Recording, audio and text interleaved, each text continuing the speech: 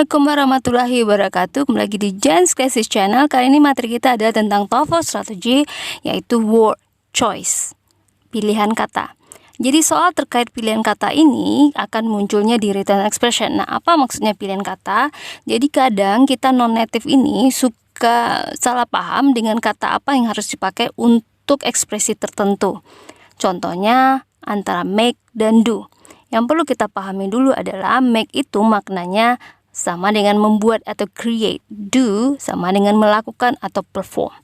Maka hati-hati dengan objek yang mengikuti setelahnya. Jadi make dan do ini biasanya transitive verb, setelahnya ada objek. Jadi ada beberapa objek itu yang harus pakai make dan ada yang harus pakai do karena maknanya.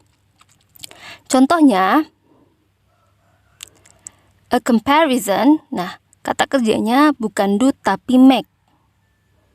Comparison itu dibuat. Sementara a contribution juga kita akan memakai make. Tapi kalau a job, maka kita akan pakai do. Karena job itu bukan dibuat tapi dilakukan.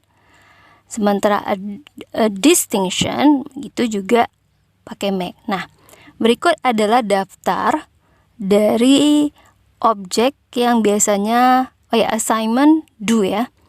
Nah, ini adalah berikut daftar dari objek yang biasanya make yang biasanya objek dari make. Nah, contohnya make advances, make a law, make a plan, make a promise, make a profit. Nah, ada satu lagi yang mungkin lupa ditambahkan, make a mistake. Nah, sementara do biasanya kita bisa pasangkan dengan do a job, do an assignment, do business, do someone a favor, do research. Nah, jadi ingat pasangan dari make dan do. Jadi, kalau ada make dan do di garis bawahi di written, maka langsung cek objeknya apakah sudah sesuai. Apakah memang makna objeknya itu melakukan ataupun membuat. Atau supaya gampang, dihafal saja objek yang mengikuti setelah make ini. Nah, contohnya dalam kalimat ini ada make di garis bawahi, kita langsung cek setelahnya business. Ingat, business itu bukan di make, bukan di create, tapi di perform. Maka harusnya do business.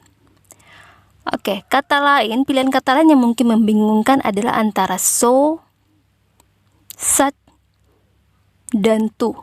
Tiga-tiganya sama-sama adverb. Nah, cuman perbedaannya ada di kata apa setelahnya. Jadi membedakannya supaya gampang ingat kata apa setelahnya. Kalau so, setelahnya kita akan temukan adjektif, dan setelah adjektifnya kita akan temukan klausa yang diawali dengan that. Contohnya, it is so heavy that I cannot carry it. Coba perhatikan, setelah so-nya ada adjektif heavy, dan setelah heavy ada klausa yang diawali dengan that. That I cannot carry it. Jadi ada kalimat. Sementara such, setelahnya akan kita temukan adjektif, dan setelah adjektifnya kita akan temukan noun. Jadi ujungnya noun. Contohnya, she is such a nice lady. To, kita akan temukan setelah to adjective, dan setelahnya akan diikuti oleh to infinitive. Maka, contohnya, it is too sad to remember it. Perhatikan, setelah to-nya ditemukan adjektif dan to infinitive. Ini to-nya kurang O ya.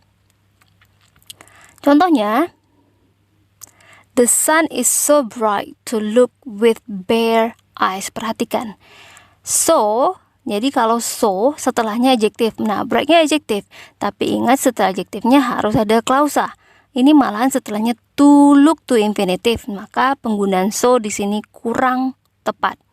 Jadi, harusnya setelahnya, harusnya bukan so, tapi to. Karena to memang setelahnya adjektif ditambah to infinitive. Word choice lain yang mungkin membingungkan kita adalah beda like, unlike, dan alike. Nah, di sini like yang dimaksud adalah like ketika dia sebagai preposition. Jadi bukan arti like di sini bukan artinya menyukai, tapi like di sini yang artinya seperti. Jadi kalau like artinya seperti, maka dia preposition. Kalau like artinya menyukai, maka dia kata kerja. Nah, like dan unlike itu adalah preposition. Seperti dan tidak seperti. Jadi ingat, like dan unlike karena dia preposition, maka setelahnya akan kita temukan kata benda. Sementara alike yang maknanya juga mirip ataupun seperti, dia adalah predicative adjective. Nah, yang perlu kita ingat, predicative adjective ini setelahnya tidak boleh ada kata benda. Jadi itu cara gampangnya. Karena predicative adjective ini beda dengan adjective lainnya, dia letaknya setelah linking verb dan setelahnya tidak boleh ada kata benda. Jadi ingat, like, unlike, preposition setelahnya kata benda, sementara alike, predicative adjective setelahnya tidak boleh kata benda. Contohnya, Cindy is alike her sister. Ini kurang tepat walaupun secara makna alike ini juga artinya seperti, tapi secara struktur setelah alike tidak boleh ada kata benda her sister. Jadi salah di sini. Nah, yang benarnya Cindy is like her sister. Selain dari alike, predicative adjective yang lainnya adalah ada alike, asleep, alive, alone, afraid. Nah, ingat setelah mereka tidak boleh ada kata benda. Jadi kalau lihat ini di garis bawahi di soal written, maka cek apakah ada kata benda setelahnya. Kalau ada kata benda setelahnya, maka dia salah. Jadi letaknya biasanya setelah linking verb ataupun to be.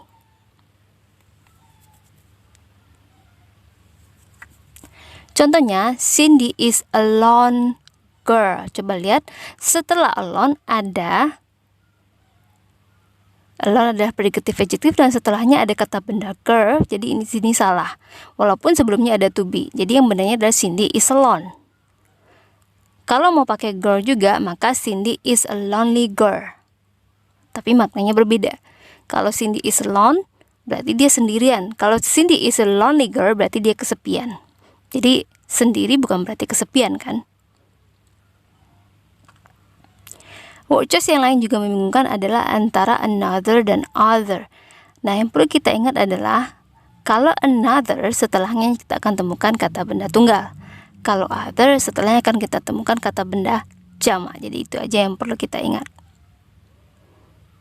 Contohnya other di sini di garis bawahi, coba cek. Kalau ingat kalau other harus jamak, ini setelah other ada actor yang dalam bentuk tunggal, maka harusnya another. Word choice yang lain adalah antara no dan not. Nah, yang perlu kita ingat, no, maka kita akan temukan setelahnya kata benda. Not, setelahnya bisa verb. Oke, pokoknya setelahnya nggak boleh kata benda kalau not, ingatnya. Misalnya, I have no money. Kalau not, I don't have money. Jadi biasanya memang setelah not, kita temukan verb atau bukan kata benda.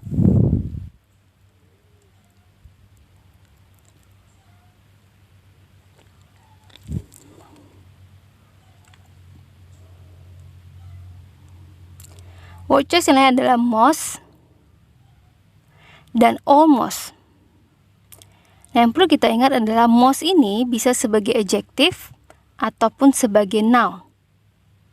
Sementara almost, maksudnya setelah most itu bisa adjective, maka kalau setelahnya bisa adjective, mostnya sebagai adverb.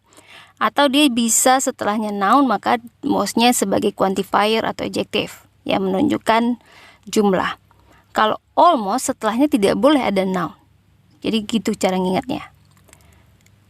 Contohnya, most women nowadays are career women. Coba perhatikan di sini most sebagai adjective yang menjelaskan jumlah, maka setelahnya boleh noun. She is the most beautiful girl. Nah, most di sini setelahnya ada adjective, maka biasanya mostnya sebagai adverb. Nah, setelah almost tidak boleh ada noun. Biasanya setelahnya akan ada verb. He almost failed the exam. Oke, atau setelahnya juga boleh adjective. The hotel was almost empty. Atau setelahnya boleh adverb. It is almost time to close. Ini time to close ini adalah adverb, menunjukkan waktu. Jadi ingat, setelah almost tidak boleh ada noun, setelah most boleh adjective ataupun noun.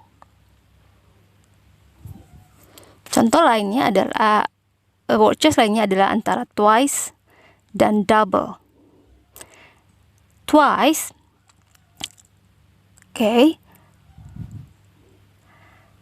Twice adalah adverb.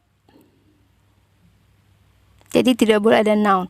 Double juga adverb. Jadi twice ini berfungsi sebagai adverb yang setelahnya nggak ada noun. Double juga berfungsi sebagai adverb dan setelahnya juga nggak boleh ada noun. Nah, terus apa masalahnya? Masalahnya adalah double ini. Nah, ini coba kita lihat contohnya dulu. He did it twice. Ini contoh twice. Jadi twice setelahnya nggak boleh ada noun. Nah, double selain sebagai adverb, ini contohnya can you make it double. Ini contoh si double-nya sebagai adverb. Dia juga bisa berfungsi sebagai adjektif. Contohnya, kalau dia berfungsi sebagai adjektif, maka setelahnya boleh ada noun. Contohnya, dan dia juga bisa sebagai verb. Contohnya sebagai adjektif, he always double the money, for example. Itu sebagai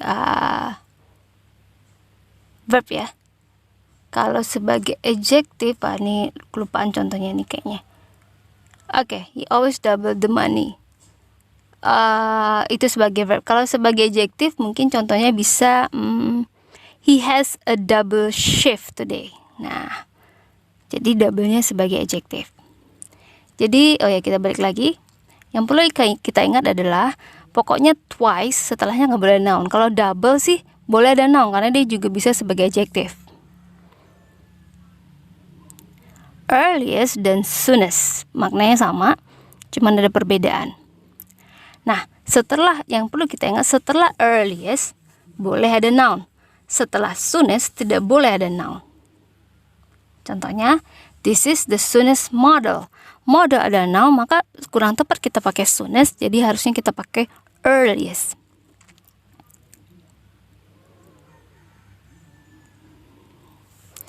Selain itu adalah ada persen, penggunaan persen dan percentage. Yang perlu kita ingat adalah persen, maka sebelumnya harus ada nomor, angka. Percentage tidak boleh ada angka sebelumnya. Contohnya 90% itu kurang tepat karena ada angka sebelumnya, maka harusnya kita pakai persen. Sementara kalau tidak ada angka, kurang tepat penggunaan persen di sini, harusnya kita pakai the percentage. Jadi ingat, persen sebelumnya harus ada angka, percentage tidak boleh ada angka sebelumnya. Word choice lainnya adalah antara after dan afterward. After bisa sebagai konektor ataupun preposition. Maka setelah after bisa noun, bisa klausa. Contohnya, we will go there after we finish this job. Maka after di sini sebagai konektor. Sementara we will go there after the festival, after di sini sebagai preposition dan setelahnya ada kata benda the festival. Afterward adalah adverb, maka ingat saja setelahnya tidak boleh ada noun. Contohnya, afterward the election, the new president will be voted. Nah, tapi ini kan ada election adalah kata benda. Nah, ingat di sini afterward di awal kalimat. Jadi kalau di awal kalimat masih ingat ya pelajaran adverb. Di awal kalimat adverb itu bukan menerangkan nounnya, tapi menerangkan kalimat secara keseluruhan. Jadi tidak masalah. Maaf, maksudnya ini bukan apa? Ini nggak kebaca dari contohnya. Ini afterward-nya salah ya, karena setelahnya ada election. Harusnya after the election yang benarnya. Nah, kalau juga mau pakai afterward, maka kalimatnya we will go there afterward. Kita akan pergi ke sana setelah ini. Setelahnya maksudnya. Nah, word choice lainnya adalah ago dan before.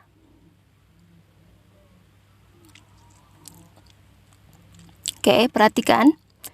Kita pakai before, biasanya setelahnya ada that. She won the first prize and 4 years before that she only got the third prize.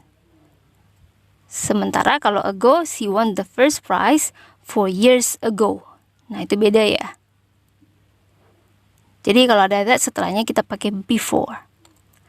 Word choice berikutnya adalah antara say dan tell. Jadi ingat, I told Sarah about it. I said to Sarah about it. Nah, coba perhatikan bedanya. Setelah tell boleh langsung diikuti oleh objek. Setelah say tidak boleh langsung objek. Biasanya ada preposition yang memisahkan. Jadi, lihat aja kalau setelah tell-nya langsung objek berarti benar. Tapi kalau setelah tell-nya preposition berarti salah, karena itu harusnya say. Word choice lainnya adalah antara ever dan never. Ever bisa digunakan dengan negatif, dengan kata negatif. Sementara never tidak bisa. Karena never sudah negatif ya. Misalnya, he hardly never comes here. Di sini penggunaan never salah karena ada negatif word hardly. Jadi harusnya he hardly ever comes here. Kemudian penggunaan around dan round. Around adalah preposition dan round adalah adjective.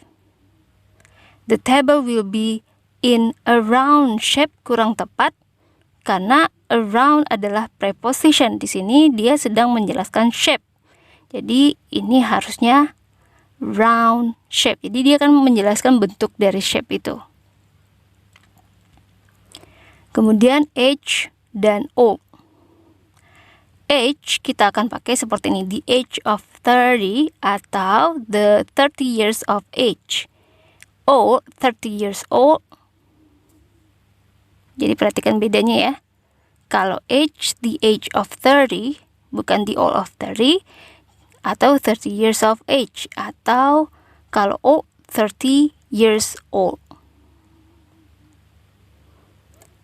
Near dan nearly. Near adalah preposition, maka setelahnya bisa kita temukan noun. Nearly adalah adverb, maka tidak boleh ada noun. The man lives near the hospital, itu benar, karena memang near sebagai preposition di sana. He nearly got into my trap. Nah, nearly di sana adverb, setelahnya memang ada kata kerja boleh. Perbedaan antara some dan somewhat. Some adalah quantifier, maka setelahnya ada noun. Somewhat adalah adverb, maka setelahnya nggak boleh ada noun. Contohnya, the man looks some more irritated. Nah, di sini kurang tepat karena some-nya adalah quantifier, setelahnya ada noun. More dan irritated bukan noun, jadi harusnya kita memakai somewhat.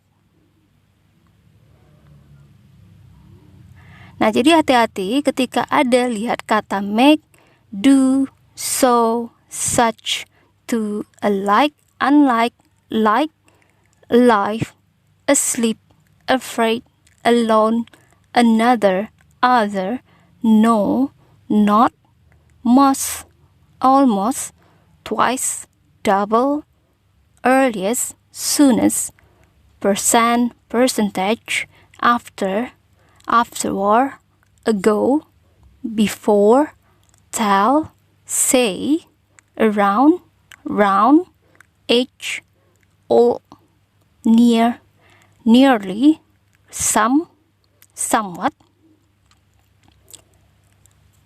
Oke, jadi kalau ada kata ini digaris bawahi di dalam soal TOEFL written, maka perhatikan apa yang ada setelahnya. Apakah sudah benar posisinya atau tidak. Oke, semoga bisa dipahami. Terima kasih. Assalamualaikum warahmatullahi wabarakatuh.